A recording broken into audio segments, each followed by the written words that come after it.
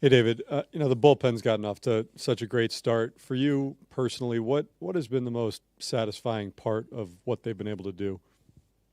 Uh, Getting outs. I mean, they've helped us a ton.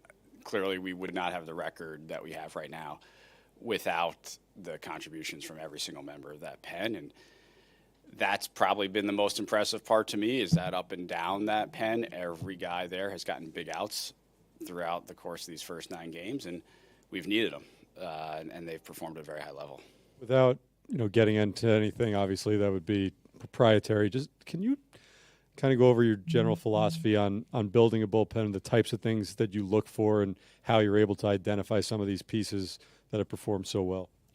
You never entirely know how a bullpen's going to come together, and so one of the things we do try to remind ourselves is that bullpens, as much as any piece of your team, tend to change over the course of the season.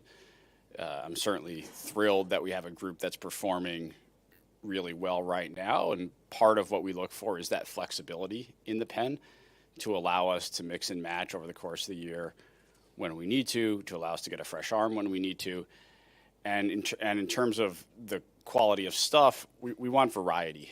We understand that different hitters are going to hit different types of pitches well, different arm slots, and having guys who maybe look a little bit different from each other, in addition to the things you always want. You want strike throwing, you want swing and miss, you want good stuff, but having guys who maybe do it a little bit differently from one another is generally a positive as well.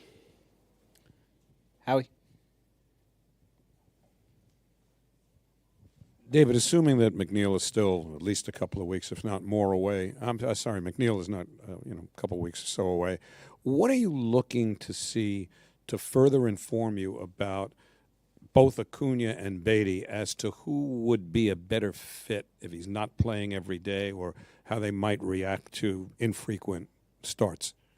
So the good news from a decision-making perspective is we still do have some time to gather some information. Defensively, I think both those players have played very well. And Acuna, we know, is a very solid defender.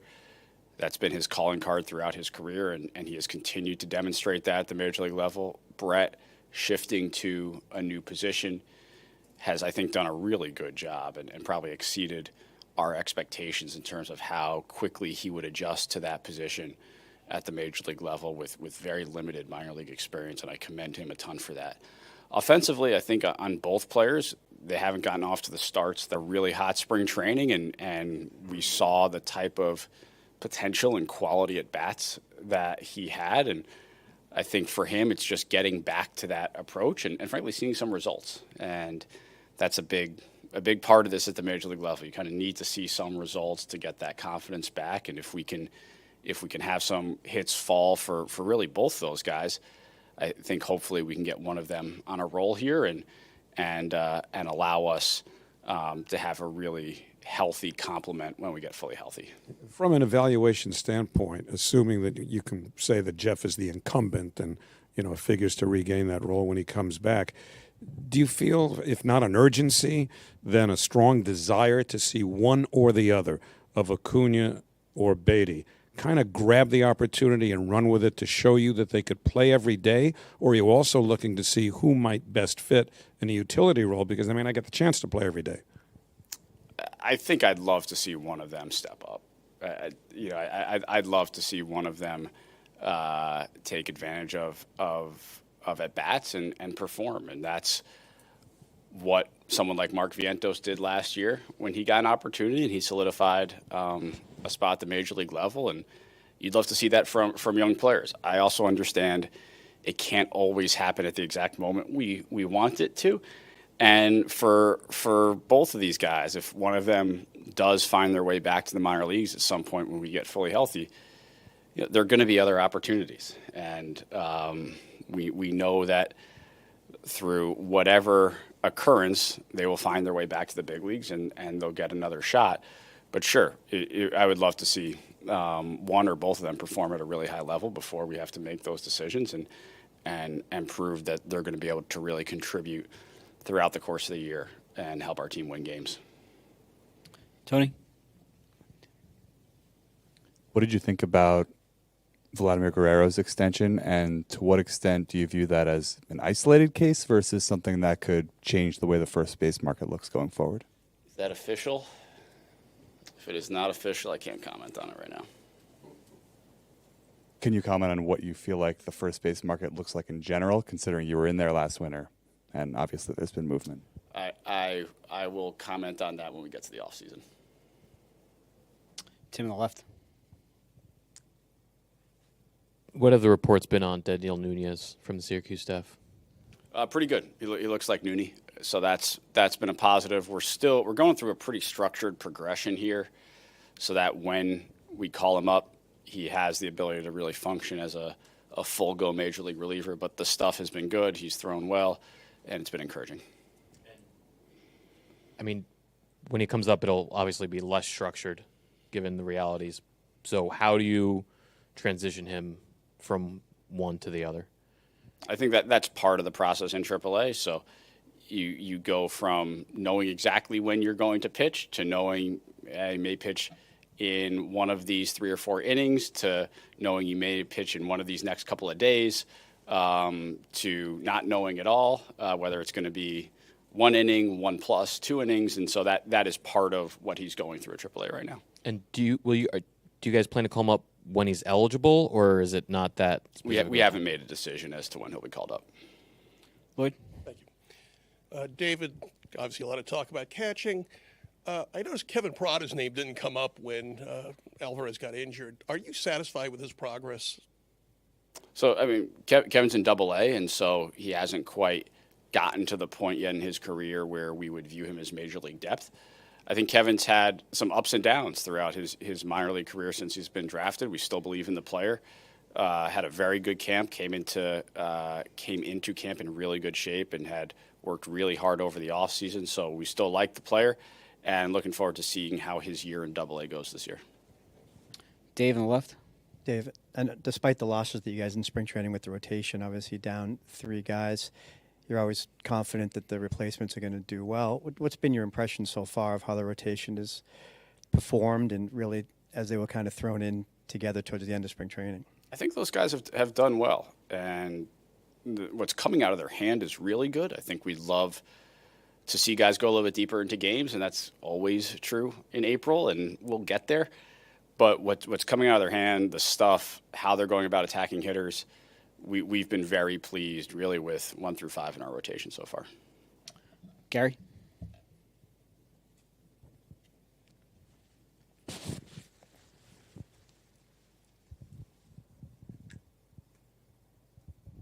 David, getting back to the bullpen, there's been so much conversation in the industry about relievers becoming starters. Has it become just as important to identify starters who can become multiple inning relievers? Is that something that is, you think, unique to the way you've put together this bullpen, or do you think that's an industry-wide concern? So I think, especially early in the season, where we don't anticipate starters going 100, 110 pitchers, having length out of your pen in some capacity, whether it's the true long reliever who can give you 60 pitches and just take over a game, or having a couple of guys who can do this sort of 30 to 40 pitch outings that we've seen. I do think that's important early in the season, and a lot of those guys happen to be starters coming through the minor leagues.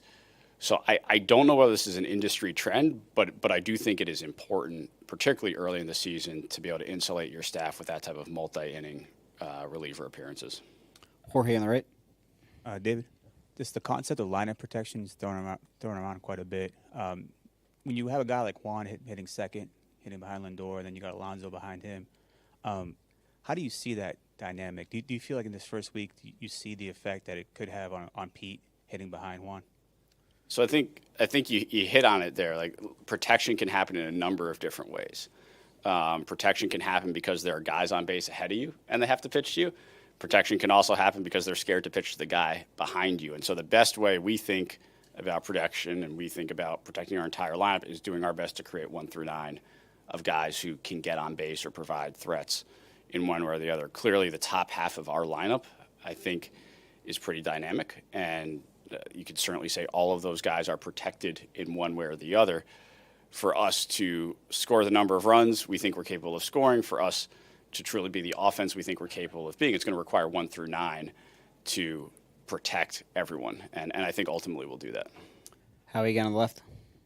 David, when you consider the credible ordeal that Matt Allen's been through for the last number of years, when you look at potential best-case scenarios for him this year, is there a progression that you have in the back of your mind, or is he just in St. Lucie for now and maybe you take that as it comes?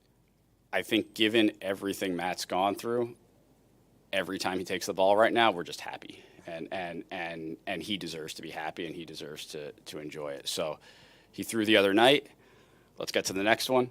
Then after that, let's get to the next one. What I will say is what he is doing right now is really impressive, and he's demonstrating why he was so sought after out of the draft and why he has kept pushing so hard for the last 5 years to get back to this point. And given how young he is, do you consider him still kind of a rehabbing project, or do you have him on track now as, okay, he's a 23, I think, year-old pitcher who's where he is, and he's got the stuff, if he stays healthy, to move along at a decent rate? Yeah, I don't think it's partially age. It's candidly partially also where he is in his minor league service clock. So I don't think we're going to put too many ceilings on him. And I think as he performs, we'll move him. But we also need to ensure that he stays healthy and he's able to take the ball. In the middle. Pete Alonso obviously has gotten off to such a great start this season. Not sure if the word is reassuring or affirming based on all the challenges you went through this offseason, but what's that been like for you to witness? Oh, it's been great. I think we've seen over the years here that when Pete gets going, he can carry a team, and it's been fun to see him with some enormous home runs. I think he's enjoyed it. Hopefully, it's allowed him to take a little bit of a deep breath, and he's earned it. He loves playing here. Our fans love watching him, and he's been a huge part of our wins so far this season. Abby. You were pretty candid about saying that you think Juan Soto is a league average defender when you signed him in December. He's been pretty excited about the strides that he thinks he made in spring training with Antoine Richardson. Where do you assess him right now defensively, and just what do you think he's capable of in like the near-term future? Look, I think Juan's worked incredibly hard on his defensive game. I think it's probably too early for me to offer an assessment of what he is this moment, but I think he's played pretty well out there. I think he's made some catches that have surprised some people. And so I give him a ton of credit for that. He's worked really well with Antoine. He wants the information. He wants to know how he's doing, and I would expect him to just continue to incrementally get better. Dan.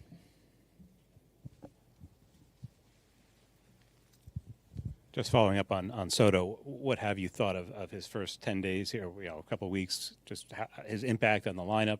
Obviously you guys invested a lot in him. Is it kind of come as advertised so far? Yeah, absolutely. It's an incredibly quality at bat every time he's up there. I think he has a presence in the lineup that great players have, and that's wonderful, and it impacts the rest of the guys, just like someone like Francisco Lindor impacts the rest of the guys. And when we can stack those types of great players on top of each other, I think it makes a real difference for the lineup as a whole. Tim. What have you made of Mark Vientos' start to the season? He's off to a rough start. He's probably chasing a little bit more than he'd like to. It was good to see him get a knock yesterday. He will snap out of this, but clearly he's not performing at the level we saw last year right now. He's not performing at the level he wants, but the talent is still in there. He's still a really good hitter. He's got a ton of power. We probably just need to get him back to swing at a few more strikes, and I think we will. Hannah in the back. Hey Dave, there was an interesting baseball prospectus story that looks at position players who are better more times through the order, sort of in the way we look at pitchers getting dinged. You're smiling like perhaps you read it. I have not read it, but it sounds interesting. Okay. Well, it found that Lindor is the best at sort of improving times through the order. It's not really like an actionable stat you can do. You can't drop him in the 7th inning against a starting pitcher still in the game. But yet. just as someone who thinks about those things. Not yet. We might get there. Exactly. Yeah, golden bat. Have you ever sort of thought about a player's performance from that perspective, and what do you make of sort of him topping that list? I have not thought about a position player performance from that perspective, although I'll go read the article. It doesn't surprise me that he would do well on that list. He's such an intelligent player, and I think he understands very quickly what any pitcher is trying to do to him on that given day. And so just the incremental data gain that he gets from an at-bat or from pitch to pitch, it does not surprise me that maybe it benefits him a little bit more than it would benefit another player. And it was interesting you lumped him and Soto together as guys who have presence in the lineup, because Soto also was like somewhere in the upper echelon, like 5th or something. And yeah, those guys, it have a tangible effect, it seems like, on the rest of the lineup and their ability to see what the pitcher is doing. Yeah, on Soto, I would imagine you could look at almost any analytic offensively over the last couple of years, and he would rate pretty well. But absolutely, you put those guys back to back, the quality of at-bats that they have, what they can learn about the pitcher as they're going through their at-bats, and also what the rest of our lineup and the guys coming after them can learn about the pitcher, I think can help us throughout the course of a season. All right. David, thank you very much for your time.